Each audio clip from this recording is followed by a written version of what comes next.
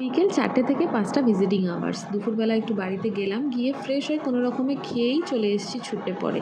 কারণ হচ্ছে দুপুরবেলা যখন অপারেশনের পরে বেডে দেয় তোমাদের দাদাভাইকে, ঠিক করে জ্ঞান আসেনি। এখন দেখি গিয়ে কি অবস্থা, জানি না তোমাদের সাথে কতদূর শেয়ার করে উঠতে পারবো।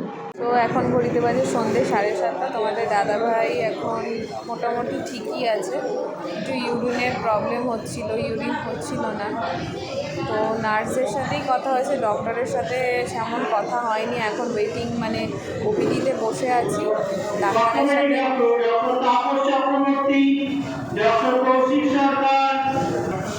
সো দেখলেই তোমরা নাম ডাকছে এরমভাবে, আমার ডাক্তার মানে তোমাদের দাদাভাইকে যে দেখছে তার নাম ডাকবে, তখন আমাকে গিয়ে কথা বলতে হবে।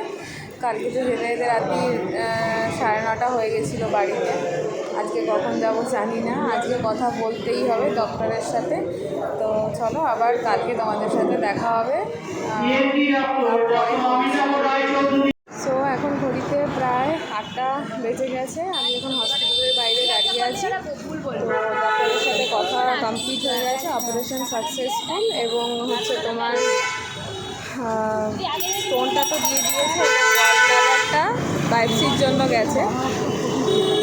আর রাত্রিবেলা থাকার ব্যাপারটা, যেহেতু সামনে বাড়ি, যদি কোনো এমার্জেন্সি কিছু হয় তাহলে আবার হসপিটালে আসতে হবে রাত্রিবেলা। আমি আর এখন রাতে থাকছি না হসপিটালে, এখন চলেই যাব। তো এখন ওয়েট করছি কীভাবে যাব সেটার জন্য। তো চলো কালকে আবার সকালবেলা হসপিটালে আসতে হবে।